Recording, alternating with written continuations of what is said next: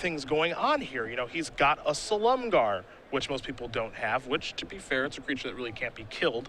And, you know, he's got some other things that we're used to. Dig through ×4 of those. He's got 1 Treasure Cruiser, Crux of Fate. So, you know, he's got his Planeswalkers, 3 Ashioks, where most people have 2. He's got 1 Kiora, where most people have 2, 2 Garrux, and only 1 Ugin. But, again, Jack Fogle won the Grand Prix 2 weeks ago in Memphis with this deck. And we have seen other players have a lot of success with this deck. Of course, Gerard Fabiano is really the one that put this on the map, and now Chapin has embraced it.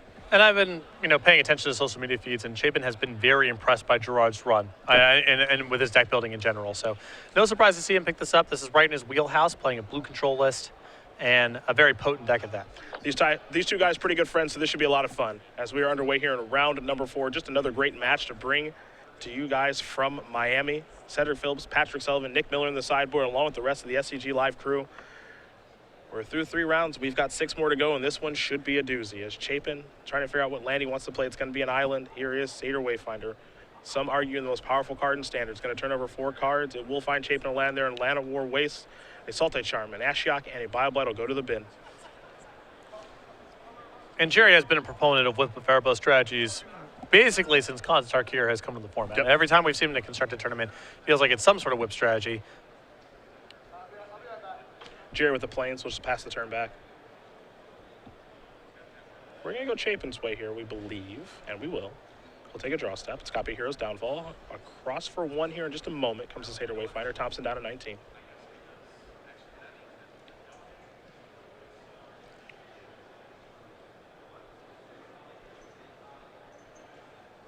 Another Satyr Wayfinder here for Chapin. Take a look at the top 4. Treasure Cruise is 1. Temple of Malady is 2. Hero's Downfall is 3. Pluto Delta is 4. Temple of Malady will go to Chapin's hand. The rest will go to the graveyard. That'll be the land that Chapin opts to play. A Scry here.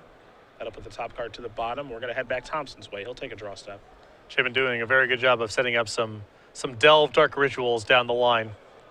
Thompson going to sacrifice his Windswept Teeth. He'll go get himself a Forest. He's got a Corsair. We'll see the top card of his deck here in just a moment, and we'll head back Chapin's way. Just a Hall of Famer, Pro Tour champion, World's runner-up against 2-time Grand Prix champion. Just your run-of-the-day match. 2-time world runner-up. Oh, excuse me. Yeah, 2-time. Didn't mean to insult anybody. Let's get the man's accomplishments straight I'm here. sorry. I'm sorry. That's why we keep you here. I appreciate it. Hero's Downfall to draw.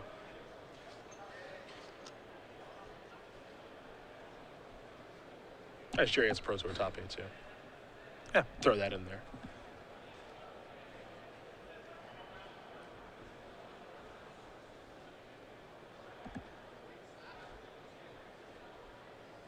Not a bad round 4 feature match, you know?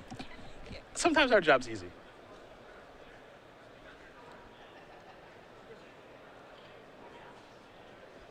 I'm really excited for when Gerry's back full throttle. It's soon. It's very soon. I'm excited too. Middle of the year. But when it comes to building decks for PTQ level play, you know, established formats where the metagame's evolving. PTQ's Grand Prix. Yeah, just one of the best. Yep. Always has been. Wouldn't be surprised to see him make a nice run in this tournament. He had 2 buys coming in. He won a grinder yesterday with what he's playing right now. And he won his first round, obviously. As this Courser of Crucifix got taken care of by Hero's Downfall. Satyr Wayfinders will come across here. We watched him in the grinder actually beat Matt Lindy. You and I watched that match. We did. Another feature match. Yep. Would have been a feature match. Absolutely. Antonio DeRosa versus Jordan Berkowitz. We got to watch that yesterday. Another feature match. That's the right. trials were great. They were really We could have good. covered that too. Here's a Siege Rhino. Staple of feature matches right now in Standard. That'll gain Gerry 3, drain Chapin 3. We'll head back Chapin's way. And Chapin, arguably one of the greatest Pro Tour deck builders of all time. Yep.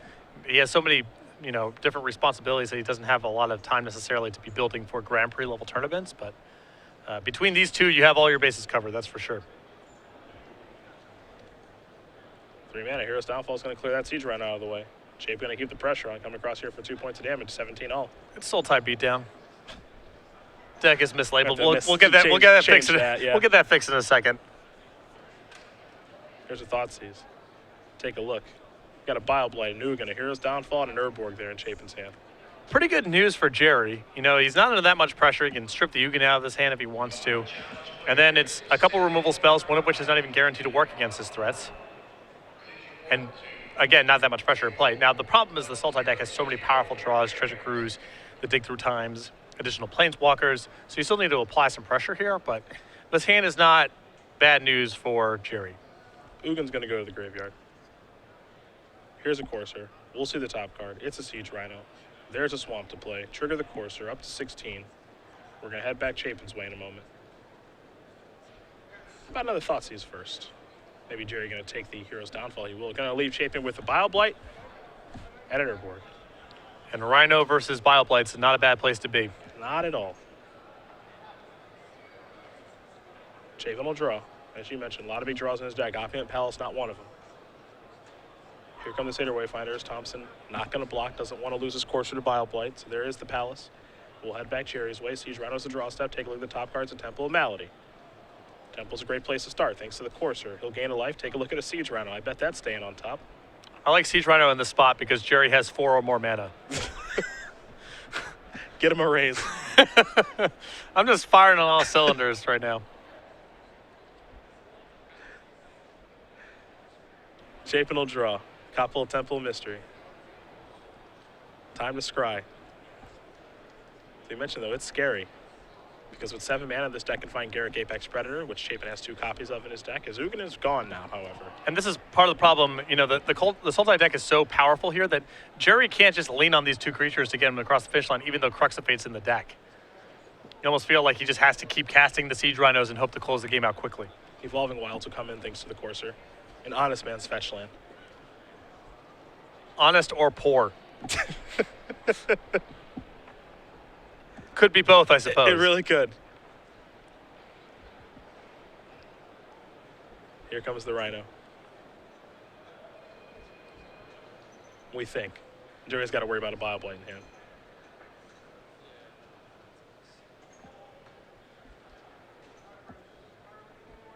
I mean, in theory, the Bile Blight still pairs with the double block here. Yes, it does. But the double block gets kind of blown up by a removal spell from Gerry's side. Well, these Wayfinders, you know, they're not getting a lot better than this. You're not wrong. Chapin kind of motioning at a double block here, it seems. And there is Bile Blight. Yep. Thompson's okay with that exchange. So the Rhino becomes a 1 power creature. It'll take down a Seder Wayfinder. Now here's the replacement Rhino. So trigger. Thompson will gain some life. Chapin will lose some life. And now the coast is clear for Courser to start attacking. Absolutely. Time for Chapin to draw. Seder Wayfinder is what he's found. He will be casting that. Let's turn over 4 cards. Gerruk is 1, Temple is 2, Disdainful Stroke is 3, Opulent Palace is 4. Temple's going to go to the grip very quickly. The rest will go to the graveyard. Here is the Temple. We'll take a look at the top card. It goes to the bottom rather quickly. Chapin looking for something like a Dig Through Time, like a Gerruk. A lot of high-impact draws in this deck, just hasn't found one yet. One of the sweepers would be fine here as well. Windswept Teeth, the draw for Thompson. Forest on top. Forest going to come into play. Trigger the Courser up to 21. Windswept Teeth on top of the deck. That'll be his draw step next turn.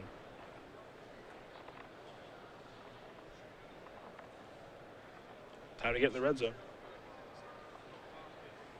The Courser can come in now, too. That the Bile Blight's gone. Chapin going to chump block the Courser. Rhino going to come across for 4. Chapin goes down to 5. But Chapin's going to be able to squeeze one more chump block out of this. If he just passes the turn, I would not be surprised to see Gerry just use a downfall and try to end this game before Chapin gets one more draw step. Temple of Mystery puts the top card to the bottom. Gerry will bring the downfall forward to his hand. Chapin will pick up his lands. We're going to head to a second one. Gerry Thompson wins game number 1 here over Patrick Chapin. Abzan Reanimator up a game over Sultai Control, which means we're going to take a look at the sideboards here. And we will start with Chapin. He's got 3 Courser of Crewfix, 2 Tasker of the Golden Fang, 2 Drowning Sorrows, 2 Freakus Cures, 2 Negates, a Disdainful Stroke, a Silence of Believer, a copy of Aether Spouts, and the Big Leviathan, Pearl Lake Ancient. So the counter spells here are definitely excellent. The 2 copies of Negate and the Disdainful Stroke. Abzan Reanimator not really flush with spells, but the spells they do have are excellent. The game just goes on for a long time. There'll be plenty of opportunities to cash in. The 1 copy of Silence the Believer is very powerful in the game that goes long, like the one we just saw. I think the Tassikers will also come in here. Not sure about Courser Crewfix. I feel like that may be more for shoring up some of the really aggressive matchups, but it's possible Chapin's just converting into more of a creature deck in these kind of matchups. What do we see on the other side there for Gerry? 3 copies of Drowned Sorrow, 3 copies of Mastery of the Unseen, 3 copies of Read the Bones, 2 Crux of Fate, 2 Glare of Heresy, a Thoughtseize, and a Reclamation Sage. The other copy of Thoughtseize seems excellent. 3 copies of Read the Bones. I think the 3 copies of Mastery of the Unseen also good here for Gerry.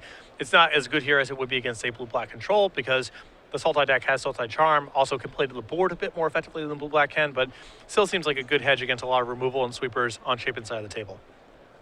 Well, it is preview time as these players do shuffle up here for game number 2. Now, I didn't even mention this, but at the end of the round, we've got a brand new card to preview that people have never seen before. But myself included. I know, and that's exciting. But we'll talk about Silumgar Assassin here. So some people may be unfamiliar with this one. Now, this is the first time we've talked about Megamorph. Megamorph, Mega Unmorph, Unmegamorph. I don't know what I'm going to call it yet. 2 mana, 2/1. So that's a pretty good rate. Human Assassin, those creature types have mattered in the past. Creatures with power greater than Silumgar Assassin, its power can't block it. So 3 power creature can't block it, obviously. When Silumgar Assassin is turned face up, destroy target creature with power 3 or less and opponent controls. Megamorph, 2 and a black. Megamorph here is when you pay that morph cost, it gets a +1/+1 counter, so it gets a little bit bigger. So this is 2 reasonable deals. A lot of the Megamorphs at rare that I've seen kind of have this recipe. This card's really sweet against Courser or Crewfix when you're on the play, because you just morph this down, and if they play Courser, you untap, make a 3/2, and kill their creature. And now you have something that also is harder to block. So the card's a little bit on the clunky side. It really depends on the threats that are floating around the format, but against Courser or Crewfix, this card's pretty sweet. Yeah, I like this card. It's a cool flavor card. It definitely interacts very well with Courser. And, you know, the fact that creatures with power greater than this thing's power can't block it. So what's up, Siege Rhino? Just going to attack right by you. Stuff like that. I think, you know, I don't know if this is going to be a card that goes into maybe the mono-black aggro decks, but I wouldn't be surprised if it does. Again, it's the sum of the parts, right? I think that a lot of people just look at a card like this and see maybe 2 mediocre rates and dismiss the cards. But it's very flexible, very versatile, and there's certain cards this card's really, really potent against. The challenge, I think, has always been is trying to find playable morphs in Constructed. Because I don't think it's so much about, you know, like, oh, you don't know what my creature is. Because in Constructed, there's a very small number of creatures that can really see play that have morph. But, you know, what's been the best morph creature of all time? Exalted Angel by a lot? Well, you know, black is actually kind of getting a base of reasonable morphs, too. I mean, you have Ruthless Ripper. That card's reasonable, Constructed level card. There is the other one that name is escaping me right now. The 3/2 that unmorphs for black. Whenever your other creatures die, you draw a card. Yes. Wow, I can't believe that name is escaping me, too. I feel bad. I know what you're talking about. Yep. So we're already at a base of halfway reasonable morphs in a mono black deck. So I suppose you could play the morph game. I think this is one of the better morphs that we have seen. Yeah, I think so too. But you know, you're not gonna. It's gonna be rare that you get, you know, the morph bluff game, because there's only so many 3 mana 2/2s you can put in your deck to begin with. It's true. And the stars have to align pretty perfectly for these cards to show up, but. Chapin going to very quickly take a mulligan here. Not happy with what he saw at all. Yeah, I think that Exalted Angel is probably the best morph. Probably the best one. Yeah, I mean, for its time, it was so above the curve. It really was. If that was a Magic card now, it would just look like a lot of other Magic cards, but at the time, it was so much better than other creatures. Yeah. Grim Horror Specs. Got it. That's the card. Bang. That's the card. I knew you'd get there. I should know this too, because I bluff this card and limited it all the time. Just you play a morph on turn 3, turn 4, just be pre-combat, play your morph with a black up. What else could it be? You're free 2 damage.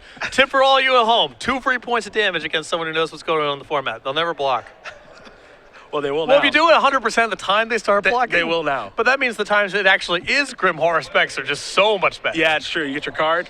Yep. You get to really just get it all then. Yeah. And see, that's what it's about. Getting them. You get that 2 free points of damage. Got you. Because anyone can win a game, but it's very rare you get to get someone. Yep. That's what this is all about. That's why I play Magic. I don't know about you.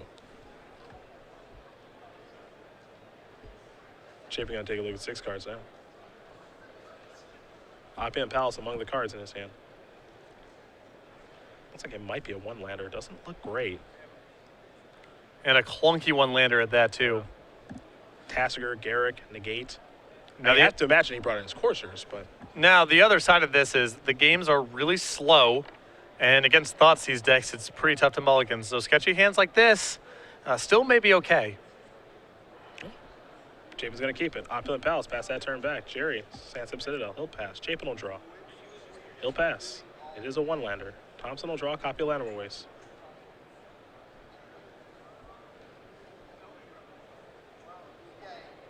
There's the Waste. Here's a Thoughtseize. Take a look. A Garrick, a Tassiger, Crux, a Disdainful Stroke, and a Gate, a Hero's Downfall. It's a pretty rough hand here because the door is wide open for Gerry to resolve a 3-mana creature that can go unchecked if he removes the Hero's Downfall.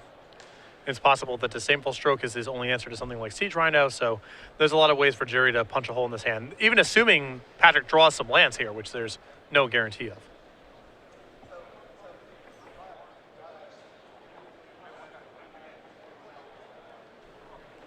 Decisions here for Thompson. He'll take Disdainful Stroke. Pass the turn back. Chapin will be drawing here momentarily.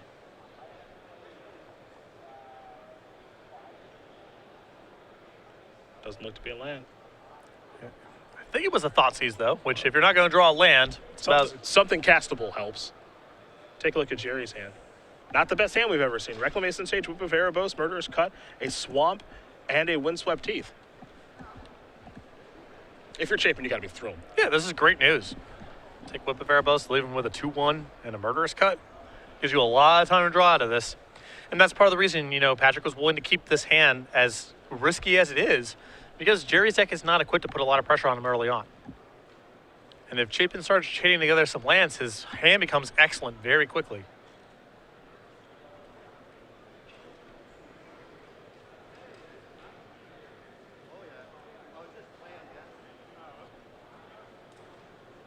Feels like Whip, maybe, the selection. So hard for Chapin to beat. Yeah, I mean, if it gets into play, you know, I think Chapin might be thinking, well, if I draw a second land, I have Negate and I have this covered. But I can see an argument for Reclamation Stage here just so he doesn't start getting beaten down. I think those beatdowns are so slow. I mean, maybe Chapin's hand is not really equipped to kill something for a very long time. I don't know. But I think Whip of Erebos just has to be the card. There's not enough pressure in Gerry's hand to make it one of the threats. If there was something like Siege Rhino there instead of Reclamation Stage, I think you would see Chapin take the Siege Rhino. Good draw there from Thompson, a copy of Read the Bones. Best draw. Puts one on top, one on bottom. He'll pass the turn back over to Chapin. Chapin draws a card, Temple of Mystery, and that's what the Doctor ordered. That's a land. Yes, it does enter the battlefield tapped, which is unfortunate, but it's a land that can probably find another land, and he kept on top pretty quick. Although now it looks like Gerry's going to start chaining together Read the Bones. Yes, sir. Use that life as a resource to find some cards. Pull ahead in this game. Take a look at a couple cards there. Will Thompson, Banishing Light and Satyr Wayfinder, I think, are the cards he's looking at right now. When we watched Gerry play against Lindy in the Grinder yesterday, it was a slightly different matchup, but the recipe was the same. Post-board, Gerry is just trying to outstuff the opponent. Yep. Just have good answers for things, some good threat cards, a lot of card drawing, have his resources collide with his opponent's resources, and eventually be left with the last thing standing, whether it's Whip of Erebos, something like Tassiger. But that's the game plan he's trying to sculpt here, and Read the Bones is an integral part of it. Gerry going to keep both those cards. Read the Bones done resolving. Windswept Teeth the land. He'll play for the turn. We're going back Chapin's way. Chapin will untap and draw. Land or Waste. Not much of a surprise that it's a land that turn since he kept with the Temple. So he's working his way out of the mana issues here. But Thompson's ahead on cards thanks to Read the Bones. He's way ahead on cards.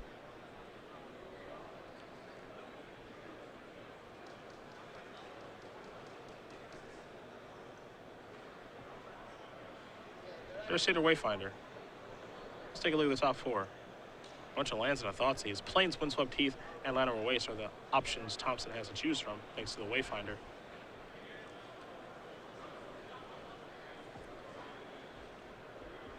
He'll go with the basic Plains. He'll put that into play.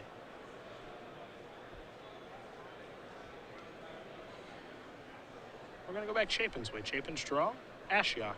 Something to cast. I've seen worse draws. Yeah, it's a thing to do. You know, Gerry's looked at a lot of cards, so you don't know if it's good for sure, but you got to cast something. Let's exile 3 cards. Satyr Wayfinder, Whip of Erebos, Land or Waste. I'm sure Chapin would be thrilled if he can get that Satyr Wayfinder into play. Oh, for sure. That's a big prize here if he can get to the next turn with Ashiok. Thompson will draw. Courser's the draw.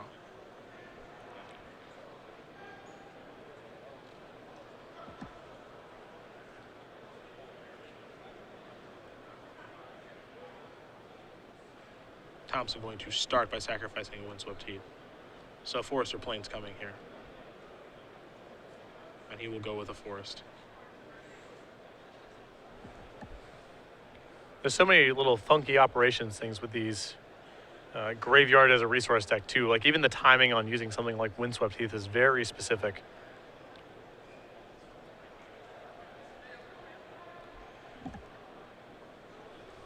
The bones will be red. 2 cards coming.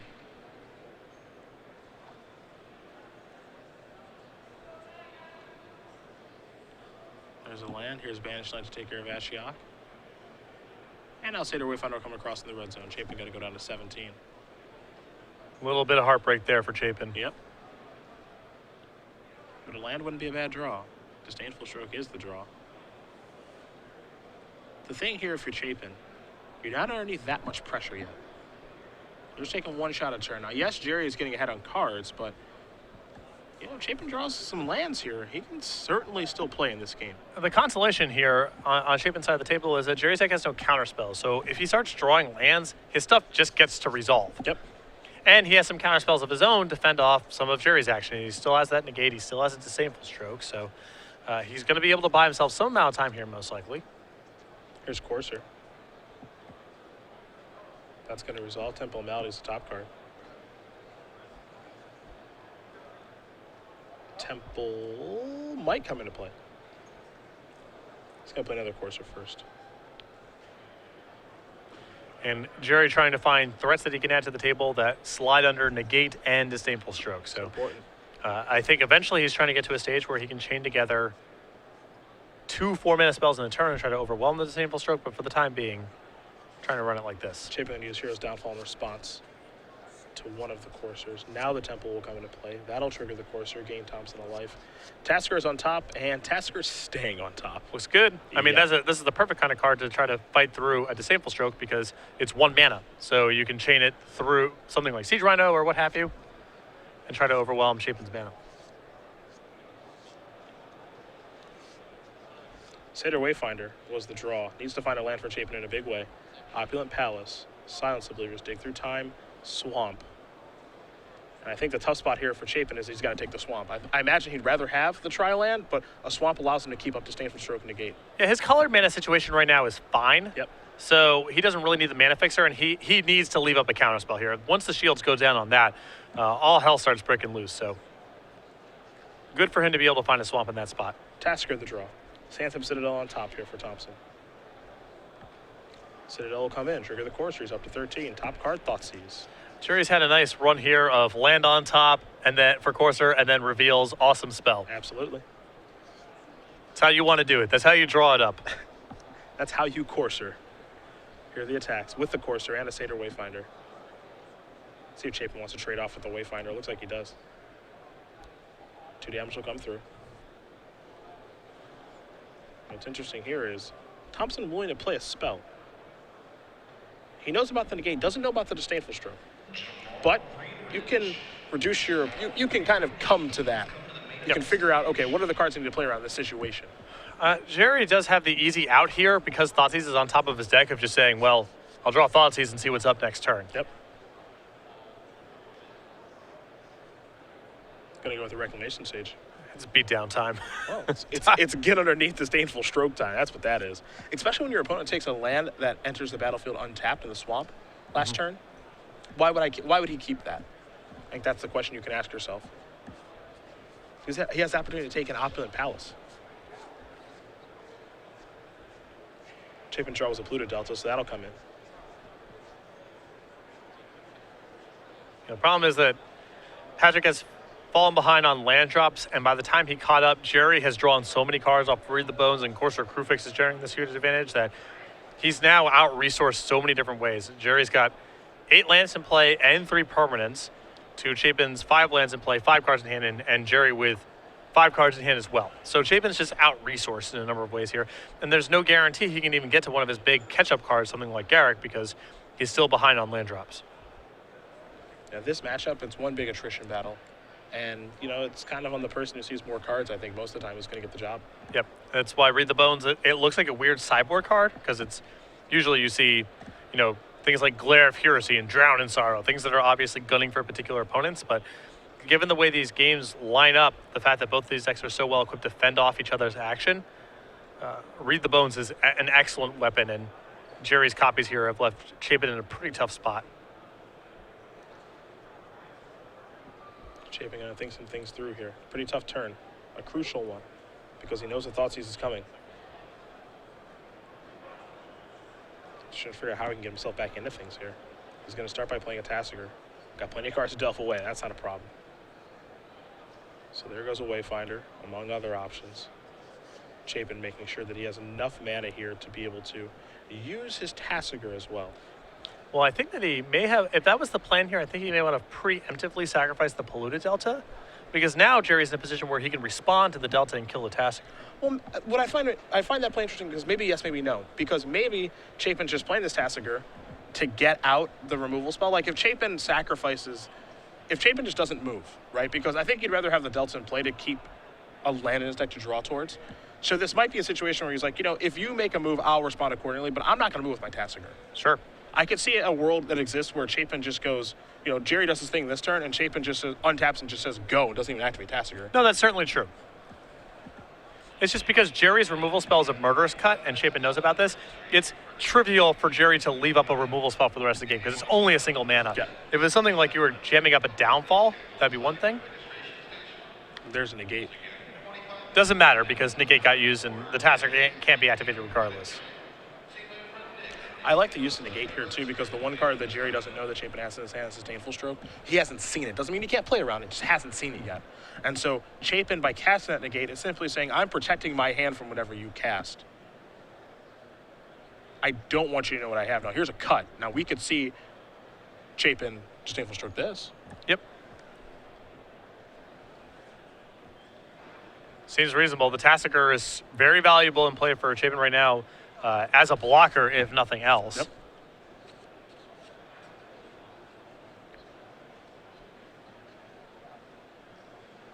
Chapin will sacrifice that Polluted Delta. Swamper and Island coming.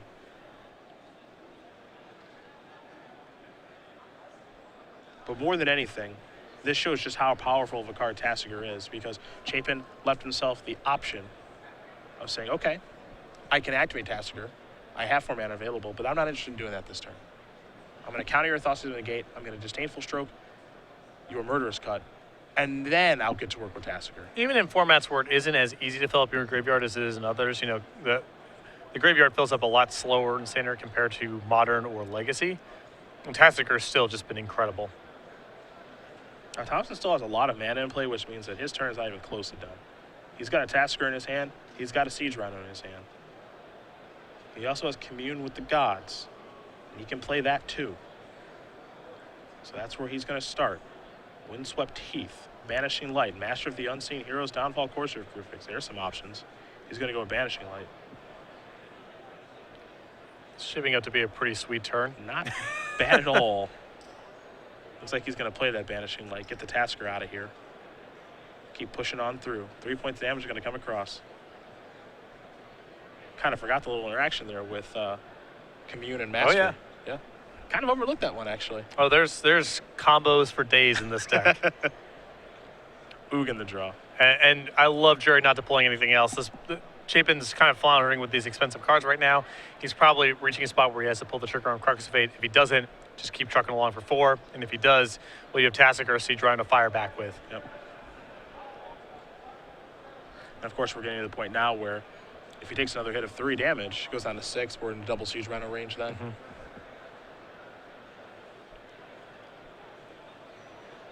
Chapin will pass a turn back, not willing to cast his Crux of Fate yet. You can see Chapin, he's in a rock and a hard place right now. Oh, yeah. And now there's another Siege Rhino. So things just got a whole lot harder. Combo deck. Siege Rhino and Lance. the requisite mana. Yeah. Here's the attack for 3. Chapin going to go down to 6.